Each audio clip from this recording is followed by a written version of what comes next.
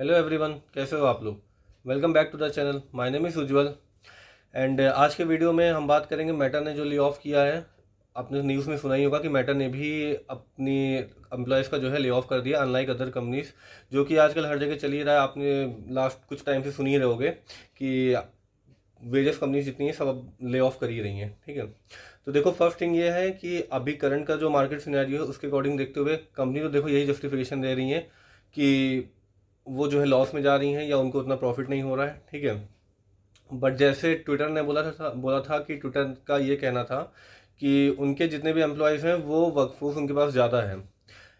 And अगर आप हाँ ये सोचो भी तो कहीं ना कहीं ये रीज़न थोड़ा मतलब जस्टिफाई लगता भी है, बिकॉज एक वेबसाइट के लिए अगर 3000 4000 एम्प्लॉयज़ को एक पर्टिकुलर चीज़ के लिए रखा हुआ है तो ये मतलब कहीं से भी जस्टिफाई नहीं कर रहा है ना। तो कहीं ना कहीं कभी ना कभी ऐसा सिनेरियो माइट भी पॉसिबल हो सकता था कि जो आ जाए, एंड वो टाइम आ ही गया था। ठीक है, आप वेरियस कंपनीज देखते भी होगे ना। ये तो मतलब बड़ी कंपनीज की बात हो गई, ट्विटर की बात हो गई।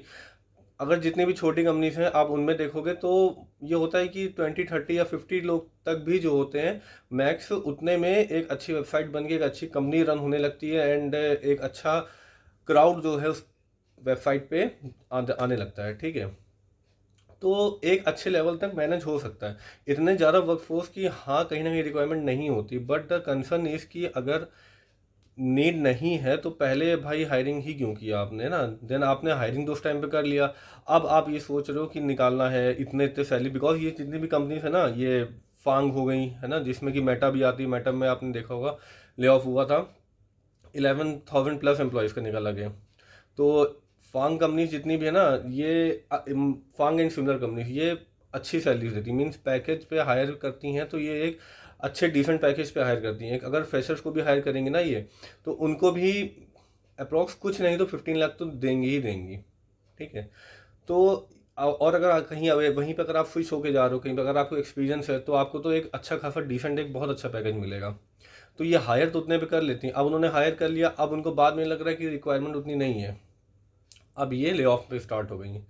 ठीक है, तो देखो ऐसा आइडली यहाँ होना नहीं चाहिए। कंपनीज को ये थोड़ा खुद में भी देखना चाहिए कि भाई जो हमारे एम्प्लॉय जो काम कर रहा है, आपको भी यार आप खुद भी देखते होगे ना कि अगर ये आप कभी इन कंपनीज में जाने की सोचते हो, ये मतलब ड्रीम कंपनीज होती हैं सबके लिए, होती थी मतलब आई मीन। अब तो कुछ लोग इससे डर भी गए होंगे, बिकॉज जिन्होंने देखा होगा इतने ले ऑफ हो रहे हैं, सब कुछ हो रहा है, तो लोगों के मन में ये रहता है ना कि नहीं मेरे को इस कंपनी तक जाना है, गूगल तक जाना है, अमेजोन पे जाना है। यहाँ तक जाने के लिए लोग मतलब एक अच्छी मेहनत करते हैं, अच्छी प्रिपरेशन करते हैं, अच्छे से सब कुछ अपनी तैयारी करते हैं। कितना कितना टाइम लोग स्पेंड करते हैं इस पे, डीएसए पढ़ना और डिफरेंट तरह से की वेरियस तरह की कोडिंग वगैरह एंड ये सब प्रैक्टिस करना।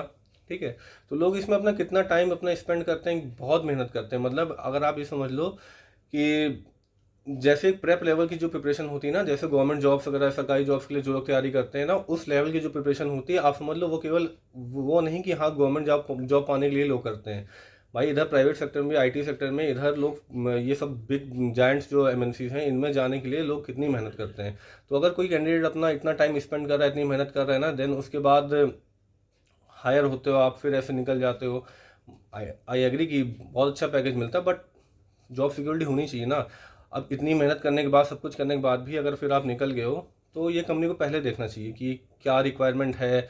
आप उसी पर्टिकुलर एक पोजीशन के लिए, एक चीज़ के लिए, आई मीन आप इतने एम्प्लॉयज़ को हायर करे चले जा रहे हो, बाद में आप निकाल रहे हो, तो this is not a good thing है ना। तो बस यही था कि अब आप देख लो मार्केट का सिनेरियो समझ के कि ऐसा नहीं है कि केवल फांग में ही आप जाओगे, या मेटा हो गई, ट्विटर हो गई, ये सब जितनी भी बड़ी कंपनी से, माइक्रोसॉफ्ट ने भी देखो ले ऑफ किया था, है ना। ये सब अच्छी हैं, आई मीन बहुत अच्छी हैं। अगर आपको ऑफर मिलता है, आप जाना चाहते हो, देन आप डेफिनेटली जाओ, ऐसा नहीं है। बट हाँ ये है कि जो लोग ये सोचते हैं कि नहीं सर्विस बेस्ड कंपनीज हैं तो ये बेकार होती हैं ना, तो देखो ऐसा भी कुछ नहीं है। मार्केट सिनेरियो को देखो, समझो। सर्विस बेस में आप देखो, जब सबसे ज़्यादा जो फ्रेशर्स हैं वो कौन हायर करता है, सर्विस बेस्ड कंपनी हायर करती हैं। टीसीएस हो गई, विप्रो हो गई, या इन्फोसिस हो गई, ये सब कितने फ्रेशर्स को हायर करती हैं। ये कितना कॉस्ट खर्च करती हैं ट्रेन अपने फ्रेशर्स को ट्रेन करने में।